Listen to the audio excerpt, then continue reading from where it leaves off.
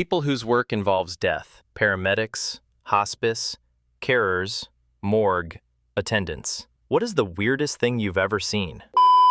In my early days as a first responder, rural area, and we were the first on scene, I responded to a multi-vehicle accident where a man had been decapitated. I got in the passenger side. His head was hanging on by a few tendons on the right side. Without thinking, I grabbed his head and tried to put it back on. I don't know why. In retrospect, I think I saw something that wasn't right, and instinct told me, this goes here. The old-timers laughed and teased me a few times. One of them pulled me aside and told me, it's not the first time someone's done that. It won't be the last. I have heard of other people doing similar things, but haven't personally witnessed it. Next story. I worked in a veterinary clinic for a while. I've witnessed the phenomenon of jumping ship twice. Once we had a cat who was old and sick be brought in to be put down. She was covered in fleas, and so when we put the medicine in that euthanizes them, the fleas were able to tell and immediately started leaving the body in huge numbers, to the point where the area around the body was black from fleas. The other time I saw it was when we put a dog down in the OR, because exploratory surgery showed his tumor was inoperable. He had some ticks that all jumped off as soon as the drug was injected. Next story. European bloke came in 3 weeks after falling off a horse. He didn't go to hospital when it happened. Instead, he flew to Australia for holidays and was admitted to our emergency ward a few days later. He had literally shattered 2 ribs, and he was acting normal when I was talking to him, but then 5 minutes later, his spleen ruptured when someone tried to move him. It's not uncommon for spleens to rupture weeks after trauma, but this dude lasted 3 weeks and only 10 minutes after being admitted did it rupture. If it had happened on a plane, he would have been dead. He lived. Next story. Paramedic. Hangings are always very eerie scenes.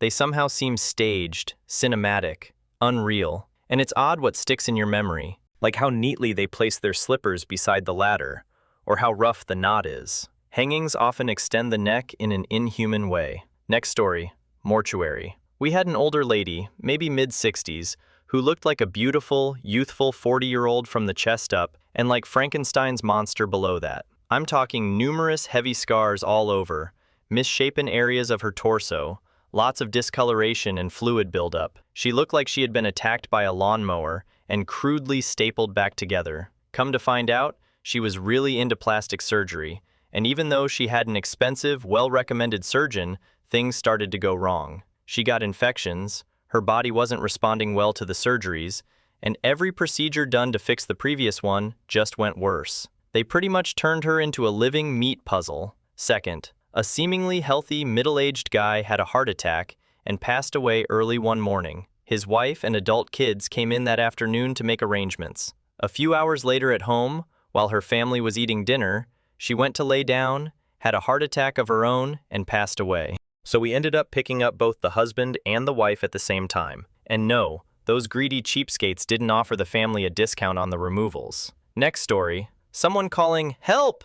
and banging on the door of the morgue from the inside. The door had been rigged to stay shut from the outside. No zombies, it was a very alive and very terrified woman. The housekeeping staff were hazing a newbie who was terrified of bodies. Next story. My mom was a paramedic for 15 years, and once had to do a body recovery for 2 teenage girls on a full moon, walking through waist-high grass and fog, while their wrecked van played Uninvited by Alanis Morissette when she was a paramedic. She says it was one of the most unsettling moments of her career. Next story.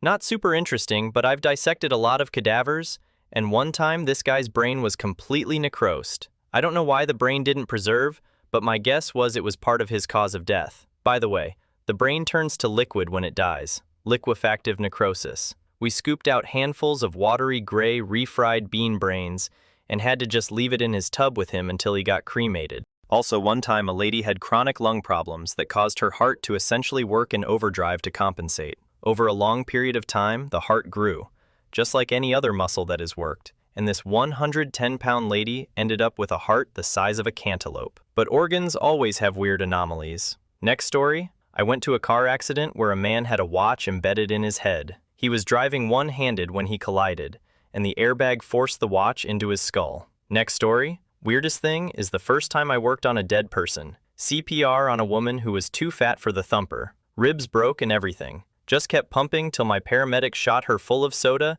and got her heart pumping long enough to load her up and get her to the hospital. She was declared dead after the docs worked on her for a bit. I didn't make it in that field. Props to the pros. Next story? Not really weird, just the only thing that stands out in my mind. I work in a hospital in infection control, and occasionally I am needed down in the morgue when there's a containment issue. On this night, a body was brought in under special circumstances. A body was found in a body of water, so the patient was already swollen from that. It has been at least a few days since time of death.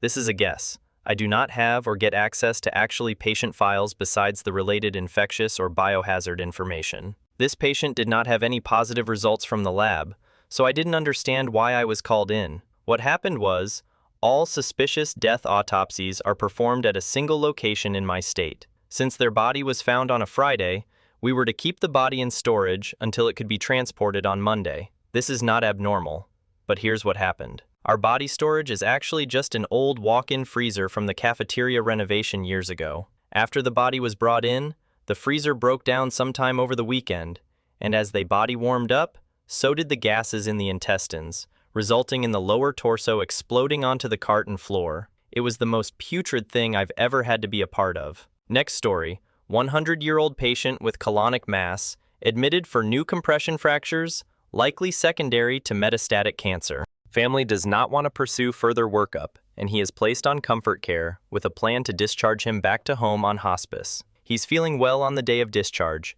His sons come by to make sure he gets on the ambulance. Medics load him onto the gurney. He closes his eyes, takes one more breath, and dies right there. The sons told us later that they were actually pretty relieved because they didn't want their father to die at home because of how much it would affect their mother. I have never had a patient die while in the process of leaving the hospital. It's weird for a physician to say, but damn, what a good way to go. Next story. Did not happen to me, but my coworker in the morgue. When bodies are fresh, there is a lot of gas buildup which makes them groan, sigh, fart, burp, and even move. So this body jerked just as he passed it and slapped him on the backside. Well, I guess even dead people want me. Also, it sometimes sounds like they are knocking from the inside of the fridges, which is pretty creepy when you are not used to it. Next story. I saw a person's body spread all over a highway. They got hit by a semi. I was transporting a man with liver disease and diabetes. I grabbed his arm gently to help him, and the top layer of skin slid off, like a pudding. I wore my gloves after that. Picked up a lady having a stroke. It was terrible to watch her go from normal conversation to gibberish to silence. She died. Massive stroke. Next story. When a person is really old, they can look dead when they are actually alive, and vice versa. I walked into a room, and I could see this guy propped up in bed.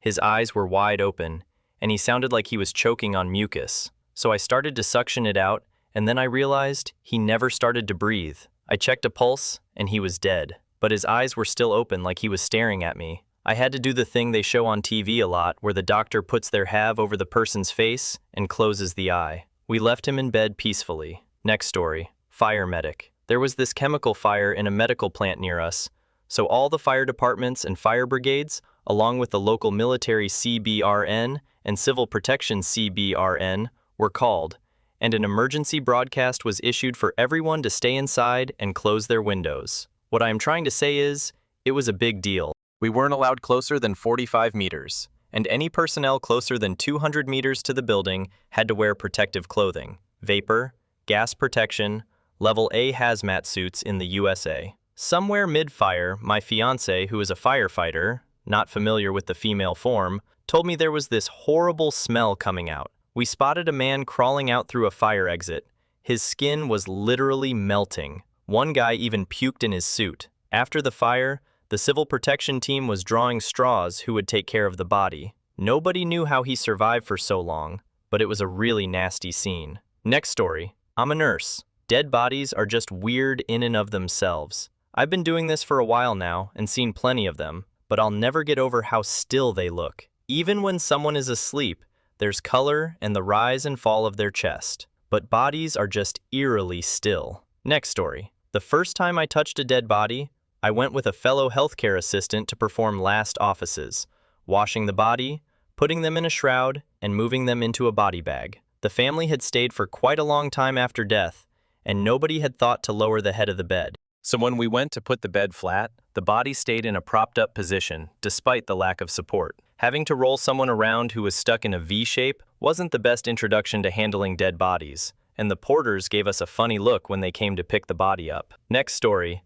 I work at a vet's office, and one day when I was fairly new, we had a woman bring in a dead puppy. After the kids left for school, their puppy had gotten out the front door and ran into the road, got hit by a car. One of the vet techs was tasked with bathing the dead puppy and sewing it back together. The owner wanted to take it home so she could explain to the kids what had happened, but didn't want them to see so much gore. Probably not going to forget that one anytime soon. Next story. Medical student here, been in the hospitals all this year. We had a patient I'd been following since her admission who had alcoholic liver cirrhosis, and it was horrible to watch. She went from cheerful and talkative to a shaky, catatonic mess within a week. When she died, her skin was a neon yellow. I've seen plenty of dead bodies in my time, but I've never seen anything like that. Her skin looked like that yellow construction paper from elementary school. When I left the hospital the day she died from essentially what amounts to chronic alcoholism, all I could think was, I really need a drink right now. Next story. Paramedic here.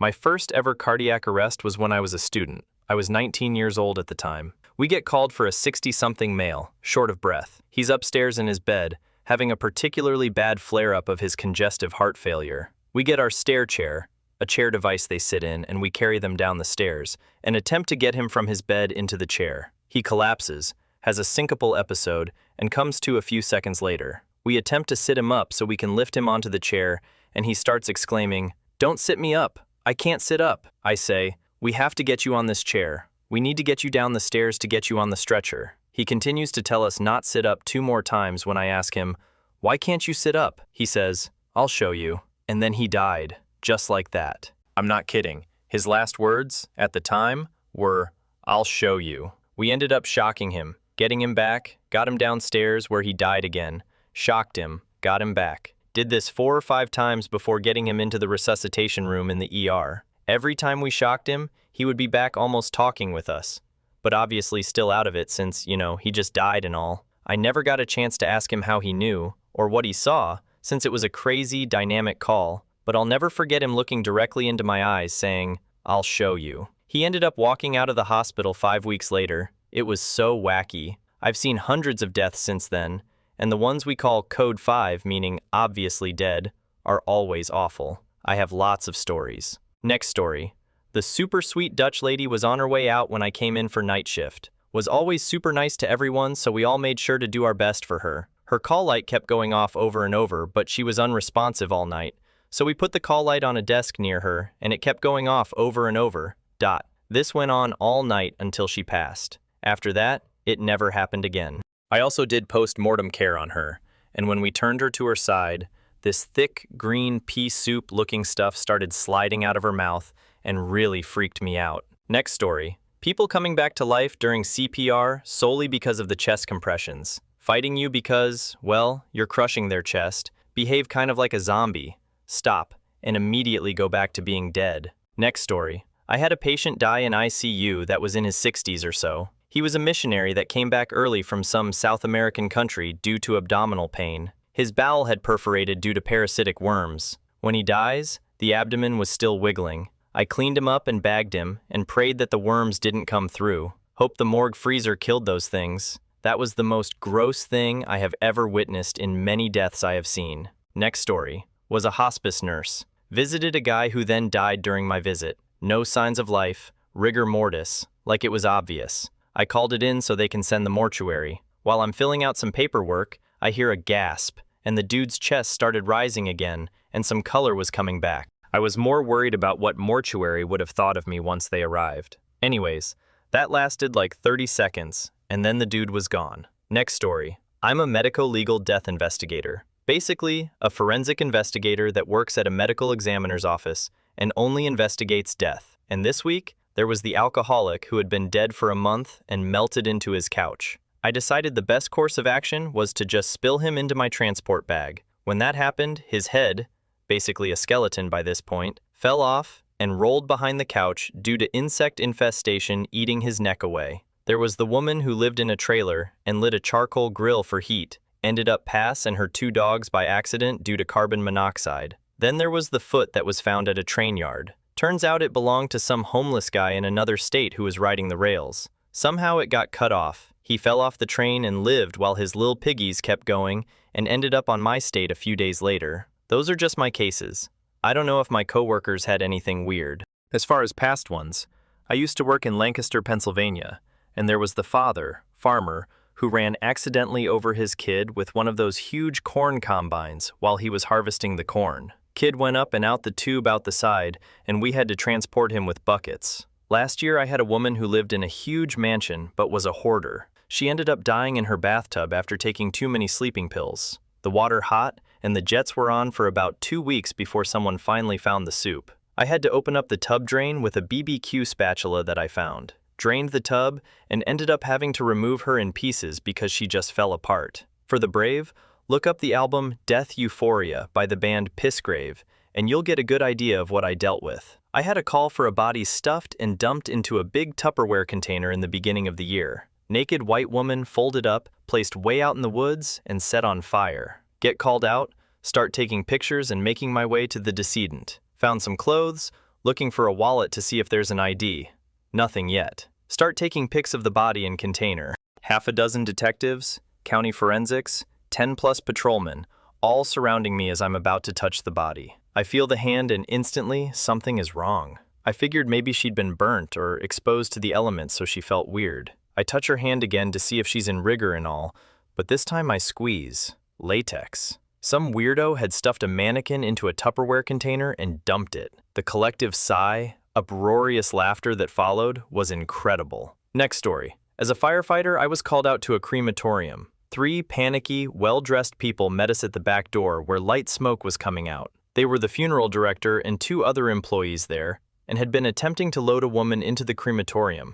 But the thin board they had her on broke, and they couldn't get her all the way inside. The oven was set at 1,600, and it had currently about 900 and rising. The body was half in, and they couldn't get her in to shut the door. The top half of her was sizzling and charring and smoking a little. We used some pike poles under the broken particle board they apparently used to roll them in with, and managed to finish sliding her in and get the door closed. I expected it to really stink, but it smelled like steak just pulled off the grill. Maybe her hair had already burned up before I got there, so I was only smelling cooking meat. Next story. EMT. Not really too weird, but really creepy. A semi-truck carrying beef laid over and slid off the side of the road into the trees. When we arrived, it was dark. The tires were still hot, and the radio was still functioning and playing some old country music. So I'm wading through all kinds of different cuts of beef as I approach the cab, and the passenger side of the cab is crushed. At first, we can't find the guy. We thought he may have been ejected, so we start hiking through the trees, and we don't find anything. So we go back to the cab, and since I'm new, I have to crawl in and see if he's in there. Start digging through debris and a few still cold, empty Bud Light cans, and I see the guy's hands sticking through the mangled mess of the passenger side of the cab. Guy was dead. The whole scene was really eerie. Next story. A couple of years ago, I responded to a death involving a firearm. He was at the far end of a large-sized bedroom, and there were signs of the impact on the door we entered through, a considerable distance across the room. Freakiest part was that near the body was a framed picture with the words, "To Amazing Grace," hanging on the wall, with blood streaked down the front. Next story. EMT here. Sometimes when you do CPR, the person becomes conscious again and can talk to you while you're doing compressions. I've seen some go into cardiac arrest, and after 2 compressions, she woke up, grabbed the nurse who was doing the compressions, screaming that went unresponsive again. Everyone in the room was like, "What the heck?" Next story. Am a cop. Saw a DOA where I thought the guy was leaning off the back of a small beanbag chair. Upon further investigation, he was actually just sitting on his bed, and his nutsack swelled up to the size of a basketball. And it was dark purple, black, truly mesmerizing. Next story. Paramedic here. This isn't involving death, but it's the weirdest thing I've seen. We had a psychiatric call, and I was in the back with the patient. My partner was driving. The patient looks at me and goes, "Do you know the time?" I tell the patient I actually don't. My phone was dead. The patient says, "It's okay. It is 8:17. Then says, "Do you know how I know?" I look at her and say, "You have a watch?" She then goes, "No. Jesus told me." I then ask my partner what time it was, for the hell of it. Sure enough, she got the time right. No way on the truck for her to know the exact time.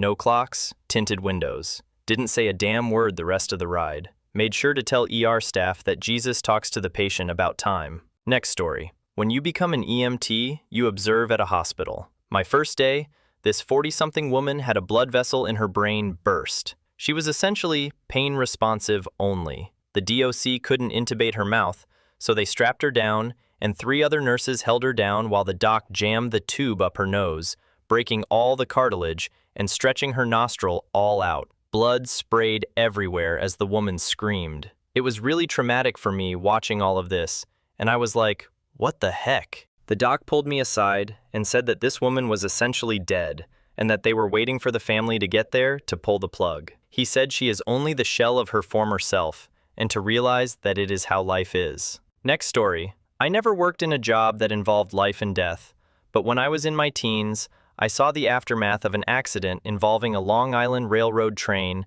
and a bicyclist trying to beat the gate. His body was catastrophically torn apart by the impact, and there was blood across the tracks. It was wild. A second time involving a train happened maybe 5 to 6 years ago. This time, it was the NYC subway line. The N is an elevated subway line that runs along 31st Street for much of its length in Queens. Anyway, a man took his own life after being struck by a train. Unfortunately, the people walking beneath the subway tracks where he died were struck by blood from the impact. I can't even imagine how horrifying that must have been. I arrived a bit after it happened, so I only saw a few cars doused with blood. Next story. EMT. I worked a cardiac arrest on an 86-year-old female. She was in extended care and had been brought in literally 8 hours before she coded. To my medical friends, she was asystole. We worked her for 20 minutes before medics got pulses back. Once her heart started up again, her pacemaker kicked in because her rhythm was back, but it was wrong.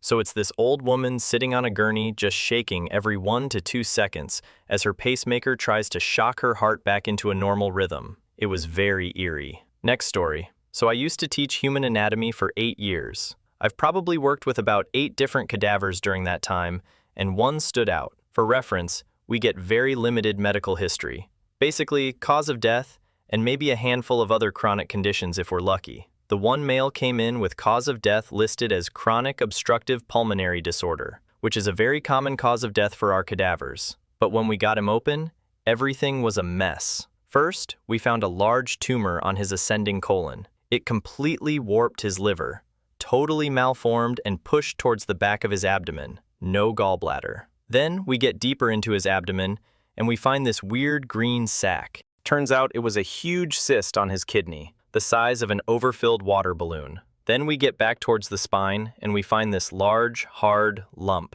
I had no idea what it was until my boss popped it open. It was an abdominal aortic aneurysm the size of a duck egg with a layer of plaque a centimeter thick. It was a cool cadaver to look at from a pathological perspective, but not a great teaching cadaver because his abdomen didn't look normal at all. Next story. Was working as an EMT, dropping someone off at a hospital. The route back to the ambulance shed goes past the main entrance to the morgue. I was interested, so I had a peek through the slit in the door, and I see a dude who is luminous green, looked like a highlighter. Never found out why, but I'm sure it had something to do with green dye. Next story. My husband worked in the medical field for years. Once, he was on an elevator with someone from Science Donation who was pushing a cart. Another woman on the elevator asked what was in the cart. Without saying anything, the guy opened a drawer, and it was just a drawer of torsos that were going to thoracic studies. Didn't know they cut up the bodies like that. Next story. Traffic accident investigations. 18-wheeler making a right-hand turn into a one-lane road. It has to take the turn wide before straightening out into the single lane. Pedestrian on that corner steps off the curve to cross the road, while the truck, trailer are mid-turn. Pedestrian doesn't realize or see that the trailer will be swinging back towards them as the truck straightens out. Pedestrian's body is knocked down and ultimately pinched between the curb and the back set of trailer wheels. Fully loaded trailer. Like a pair of scissors, the trailer's wheels caused catastrophic injuries at the pedestrian's waist. Not a good time. Next story. We responded to a fairly major intersection at around 3 a.m. The road was mostly empty, but there was still some traffic. Guy was trying to drag an alligator out of a water-filled ditch by the road. Alligator was strenuously objecting. Garbage truck came down the road, driver not paying full attention. The net result was attempting to sort out what was gator and what was person. Next story. Search and rescue hangings. After the subject has been out a few days, in the heat, and has been visited by ravens. So incredibly sad that this awful mess was somebody's son, or brother, or father. Next story. Mountain rescue. We responded to a guy who fell approximately 60 feet off a cliff and bounced a couple times on his way down. We found his body easily, but both his shoes were 100+ feet from where he landed, like they had been launched off him. Weird. The worst part was that 2 weeks after that incident, a young girl took a cab to the same spot he fell from, 15 minutes out of town, not near anything else, and took her own life at the exact same spot. Also, we have had a ton of incidents of people taking psychedelics and getting lost or hurt in the woods. It is pretty funny when we to convince someone who is tripping balls that you brought a flying bed to carry them out on. The worst thing about the dead is the smell. The sweet, sharp smell of a body that is more than a few hours old is distinct and terrible. I lived in the Philippines for a few years, and a typhoon hit the city I lived in and triggered a massive landslide that killed 1,000+ people. As the bodies were being dug up, they were piled in the town cemetery that was on the way to the university I worked as. The smell of driving by that place on a hot day is one that I will never forget. Next story, hospice. Someone who lived 3 entire weeks, full 21 days, since their last meal after they stopped eating. After that, they only got moisture from mouth cares. Not weird, but now I can't deny that a person can live 3 weeks without food, so long as a team of people are there to reposition every 2 hours and provide hygiene cares from not being able to move anymore. Next story. Okay, this story is really gross, but it was really pretty funny if you were there. So I'm at the LA coroner picking up a body for my funeral home. Now, the first thing you should know about the LA coroner's office is they mean serious business. I'm actually from Ventura, which is the next county up north, and it's a lot smaller there. The atmosphere is a lot more relaxed. The receptionist remembers your name. You can chat casually with the medical examiner. Very laid back. It's nice. LA coroner is not like that. When you go to LA, you need to have your paperwork in order, your gurney ready, and you have to know what you're doing because there's a line of people from other mortuaries all there to pick up, and there's not a lot of space in the lot there, so you have to get your things and get out. If you slow them down, they'll treat you like a nuisance. So this van pulls up while I'm waiting, and it's a funeral director bringing a body in, which is by no means unheard of, but a tad unusual. I can't really hear what they're saying, but I guess he wants the medical examiner to take pictures of the body for some reason. So they unzip the body bag, and he's what I like to call a horror corpse, like a prop from a movie. Pretty much everything that can be wrong with a dead body was wrong with this guy. He was putrefied, bloody, skin was coming off, he was completely soaked in slime. I didn't get close enough to see if there were maggots, but there were a ton of flies everywhere, so maggots aren't far behind. I'm not sure if he was found in water or what, but he was a juicy baby. On top of that, he was plus 6 feet and easily at least 350 pounds. For reference, try to picture the first scene from the movie Seven. This guy was worse, but not far off from that. So they unzip the bag, and the smell is eye-watering, of course. They open it up, and the body is face down and wrapped in a bunch of wet, bloody sheets. And that's a no-no. The medical examiner almost turned him away right there, because he's supposed to be completely stripped and on his back. The guy delivering him was the best part because he had no idea what he was doing. He kept saying that he usually just does funeral services and doesn't normally do transport or deal with the bodies. So why his office sent him to the LA coroner with a horror corpse is beyond me, but I guess they were short-staffed that day. So anyways, MedX is already annoyed, but figures he's here, may as well get this over with. They give the funeral director some gloves and a disposable paper smock and tell him he's got to flip the body and peel all this stuff off of him. He's so nervous now that he comically put one of his arms through the neck hole of the smock, so it takes like 5 guys to flip the body. He's there with his smock half on going like, I don't normally do this stuff, gagging on the smell the whole time. Me and the other transport guys can only just stand there and watch, shaking our heads and chuckling to ourselves. As they're flipping the body, blood pours out all over the floor. It makes this horrible, wet slap, and drops of juices fly out. Funeral director starts trying to pull the sheets off of the guy, but it's a huge pain, and takes forever because he's wrapped like 3 sheets for some reason. FD's trying not to get corpse juice on his exposed sleeve, but has to yank at the sheets to get them out from under the guy. He also had to mop up the blood that spilled on the floor. Flies are swarming at this point, so the medical examiner is clearly quite irritated at this point because the whole office has to stop to deal with this mess. He takes the pictures. Then, and I didn't really hear the conversation, but I guess it turned out they already had a cause of death determined, so there was really no reason to bring him to the coroner's office at all. Oh man, the examiner was fuming at that point. So they stuffed the guy back into a body bag and sent the poor guy on his way. Next story. I have a friend who used to work in a morgue to help clean up the bodies. He told me that the creepiest case he'd ever seen was a murder victim. The guy was involved in a drug deal gone bad on the 12th story of a building. He was attacked with a sharp object, and while he was stumbling in pain, was pushed off the balcony of the building. My friend told me that the body and face were terribly mangled. Next story. I work in a path lab at a hospital. We techs dump pediatric autopsy specimens every 6 months. While I was doing this, I came across a mummified 18-week fetus. The formalin must have leaked and evaporated, leaving the poor thing. It was stuck on top of a cabinet for about 3 years. It freaked me out because it didn't look real.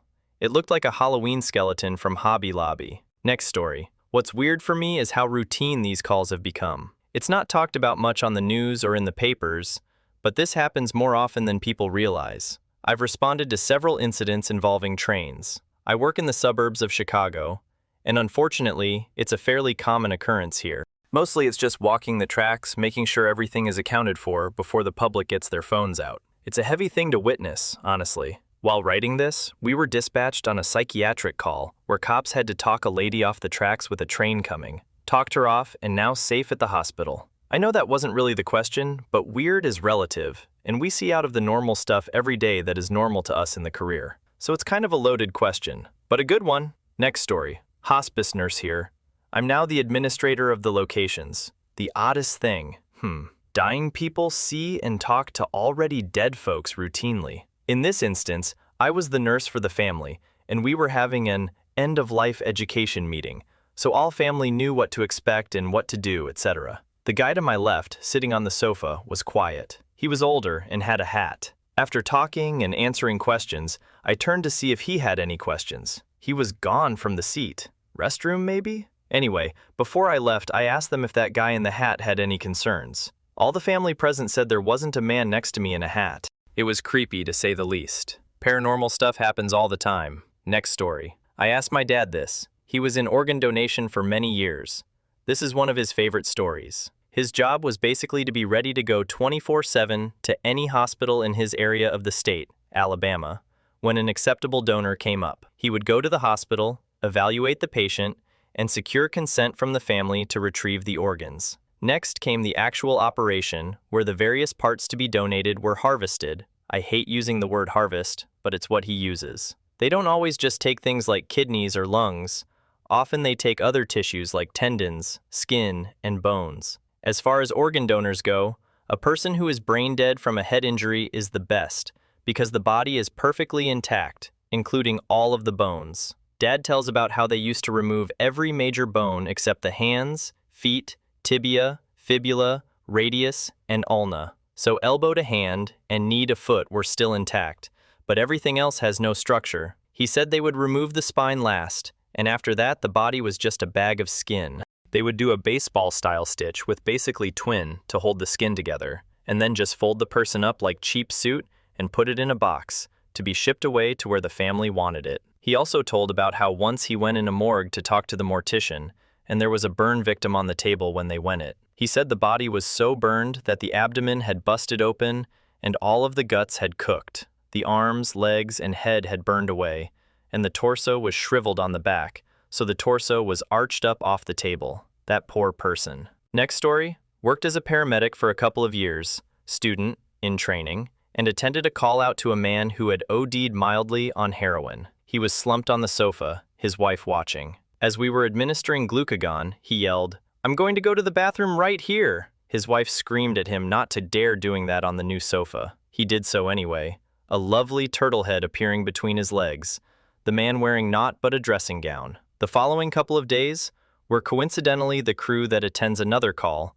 called back to the same house. The wife and husband have switched positions. Next story. Weirdest? Getting a guy out from a crumple, like his car was gone.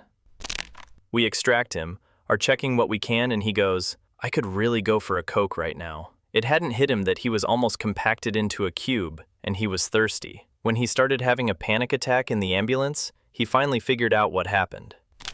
Next story. I have no stories. I just want to thank all of you first responders. I can't count the number of times my dad was transported, mostly heart or stroke. We always had great responders who helped ease crappy situations.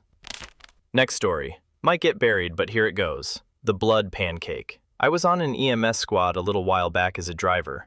Don't do it anymore for personal reasons. The weirdest by far was an old woman living in one of those apartments for the retired, disabled in my town. She fell and hit her head. Since you never know what you're walking into during the time of a call, we rushed there, and I'm expected this woman to have a bruised head, and her fighting not to want to go to the hospital. This is a repeat patient. Well, this elderly woman managed to hit her head on the corner of a wall that broke some skin and membrane and had bled out of her head a lot. Like, I walked in and it looked like someone murdered this woman via a bullet to the head with the way she was laying on the ground. The woman was speaking totally fine as day, as if this wasn't a huge deal, and she was fine.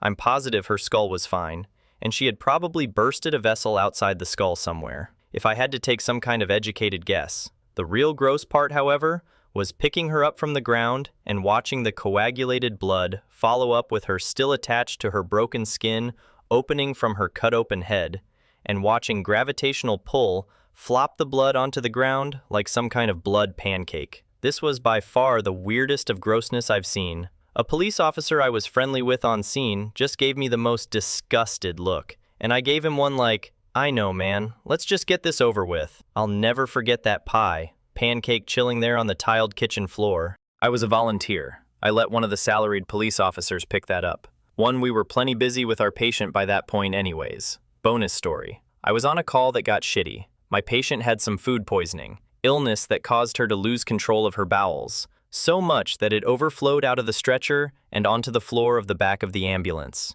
Guess who sprayed that down with a hose and cleaned it out? My partner couldn't handle the stench so well, so I ended up doing most of the cleaning. I'll never forget that smell either. Next story. Cop here.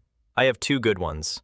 1. I responded to a nursing home for a natural death, and while we were in the way, we were informed there was a second death at the same location. Okay, I thought, that's a little weird, but not too out of the realm of possibility since it's a big place with lots of old people. I get there and ask where the victims, we call them victims for report purposes. I'm told they are both in the same room. Now I'm thinking this is pretty strange.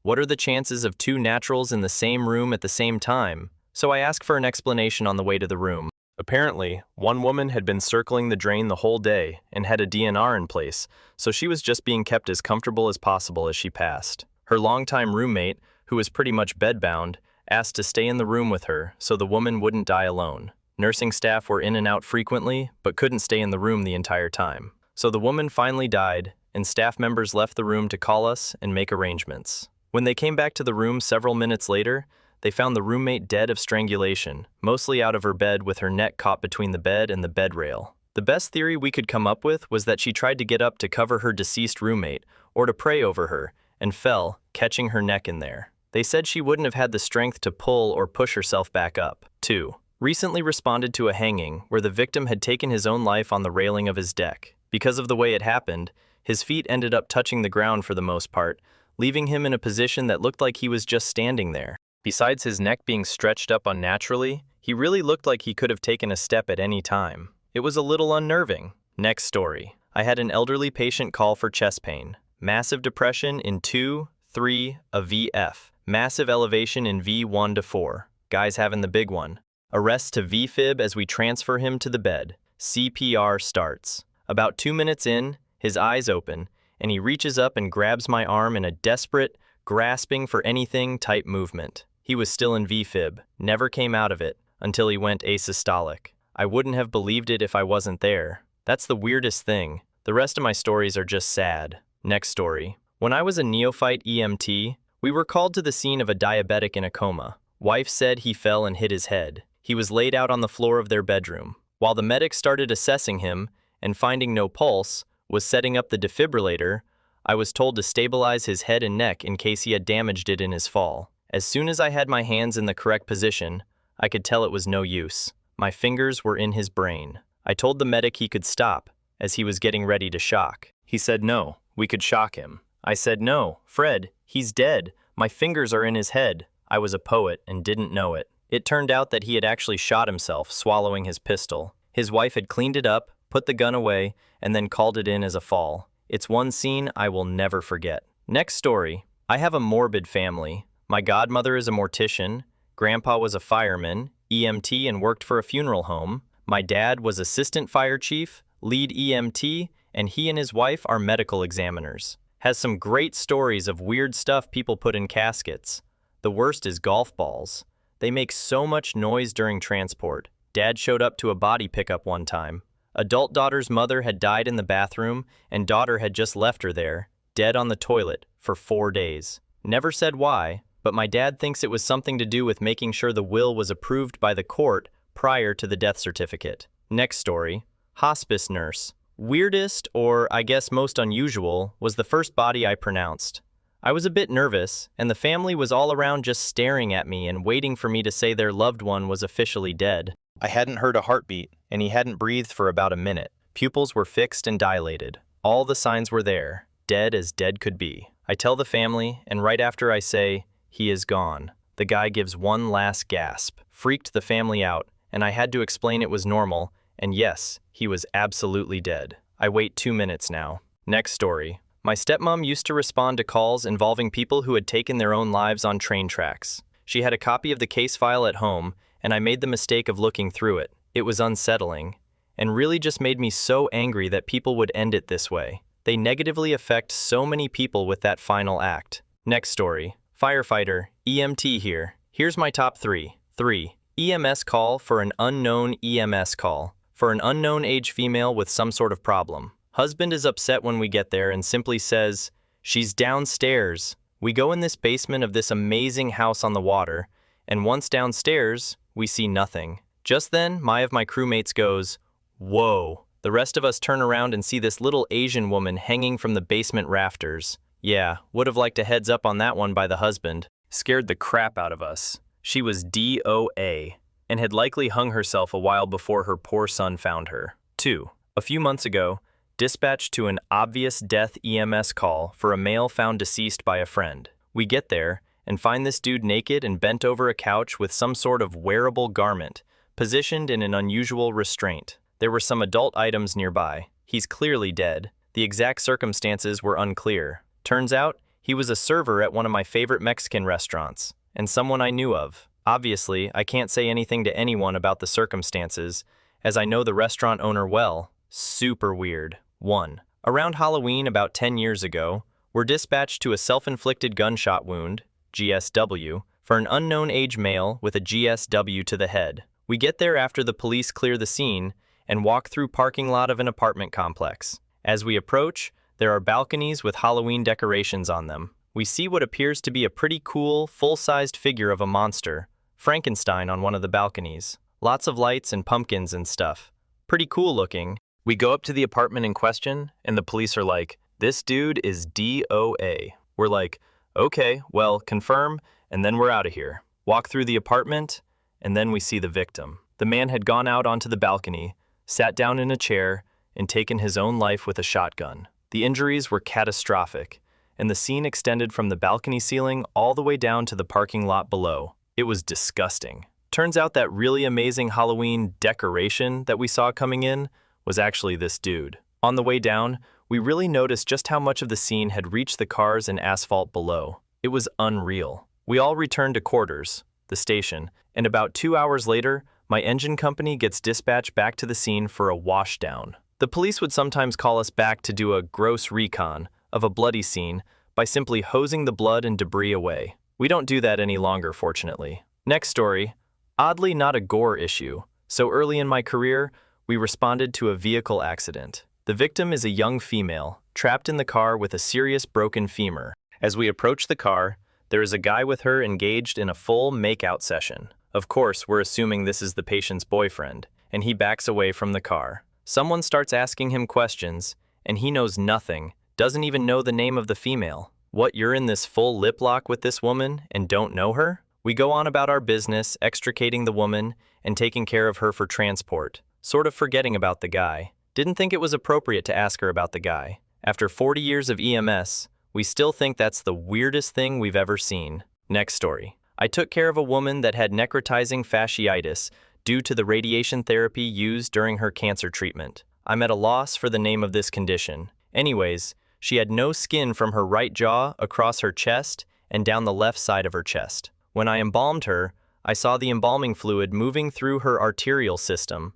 I just kept gawking at it because it was so bizarre. I couldn't believe I could visibly see the embalming process from the inside out. I've seen a lot of things that made me go, damn, bodies are crazy, weird, cool, but this one took the cake. Next story. Our unit, I'm an EMT, gets way too many obese patients. We dropped this 252-kilogram woman off in the ER for chest pain. The nurses noticed she had several small lacerations that appeared to be coming from underneath a massive fat roll on her back. When we lifted it up, a dead mouse just plopped right out and rolled onto the floor. Poor guy had been trying to scratch his way out for quite a while, apparently. Next story. We lost the body. I was a student RN at the time in a nursing home. Very old lady died, completely expected. And the stupid young doctor marked her as needing an autopsy. The guy that picks up the bodies and takes them to the pathologist took her to the forensic morgue on the other side of the city. It was all sorted out as a mistake by the new guy, but a very worrying 24 hours where no one knew where she was. The family were actually very understanding. Next story. I was once performing CPR on a 2-year-old boy with a congenital heart disease. As I was compressing his chest and looking him in the eye, yes, I do that, his lips got bluer and bluer, cyanosis, and then his skin. It was a pretty terrifying scene watching a blue, lifeless toddler rattling under your arms. Next story. Found my mom's neighbor dead in her home from natural causes.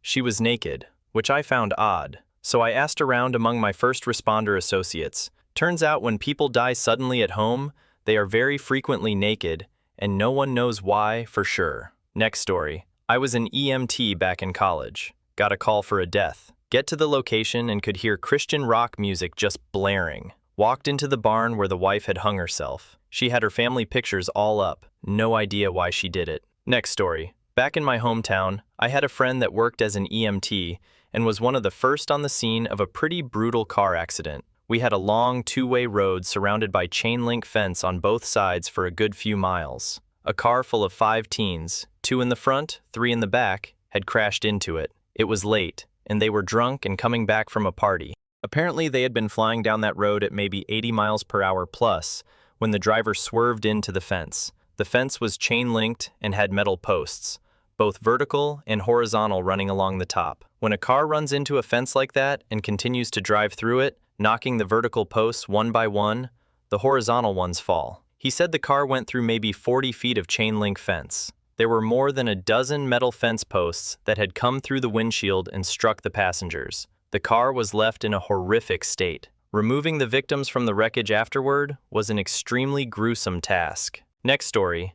Police. The weirdest is when a dead body gives out their last breath. They could be dead for hours, and all of a sudden release their last breath as their lungs collapse. Scared me half to death the first time I witnessed it before I knew it was a thing. Next story. Licensed funeral director here. A young man who was walking on railroad tracks with earbuds in. The train struck him from behind, and his body was found in 2 separate locations along the tracks. Looked like something you'd buy in a Halloween store. The really weird part is a guy in his car at a stop sign watching.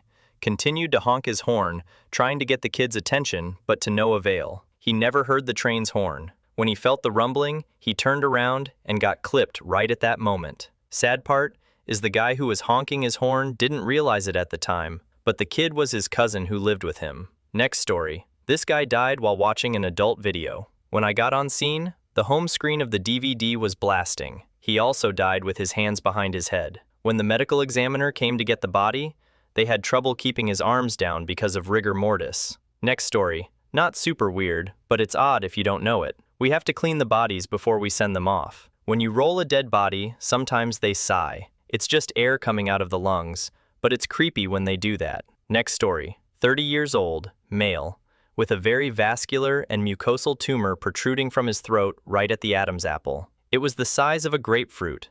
Not a sphere, though. Multiple episodes of syncope where he injured the growth and it began oozing blood, pus, and mucus. This was maybe 1996, and I remember like yesterday. Also not the worst or weirdest, but memorable. Next story, not mine story, but one of my family friends is a nurse, and he told us about this time these people stumbled upon some random dead guy in a parking lot. No one knew who he was or where he was from. They took him in, and when they pumped his stomach, it was full of dead flies, and they were all going up the tube as he was being pumped. Next story, perforated bowel gave way. Cleaning up her body, every roll from side to side, bowel movement coming through her nose and mouth flowing like a dark green sludge with no stopping in sight. Really bothered me. Poor woman. Next story. Part of my job is retrieving bodies and transferring them to the morgue. People don't realize how quickly bodies decompose. The second you die, it starts, and it doesn't look like you think it will. Eyes and mouths tend to hang open.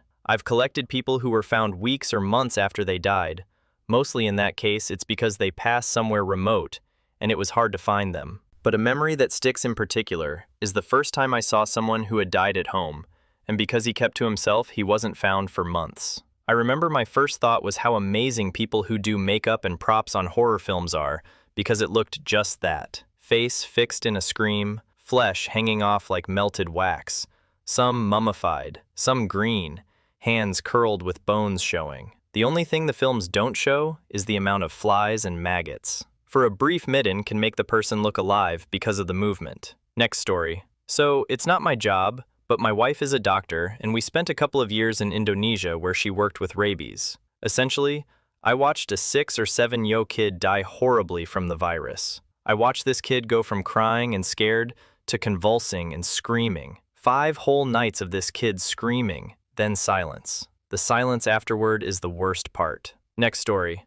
Recovering a body. He drowned and washed up on a patch of rocks in the middle of the river. The body had stiffened up, and the team lead broke his limbs so as to fold them into the raft. Next story. Probably an essentially barbecued dude. I was an autopsy tech, and we had a guy who took his own life in a single vehicle crash on the highway. His brain looked like a boiled egg, and his flesh was too. Oddly enough, he smelled like a burned pork chop. When we removed his lower jaw, to confirm identity via dental records, the scalpel got stuck in the masseter muscle, and when yanking it out, the jaw chattered. We all lost it laughing because it was weird and hilarious. Next story. The other weird experience is when you have to patch up dead bodies. First time I even said sorry when I teared the skin with the needle. It gets pretty tense after death.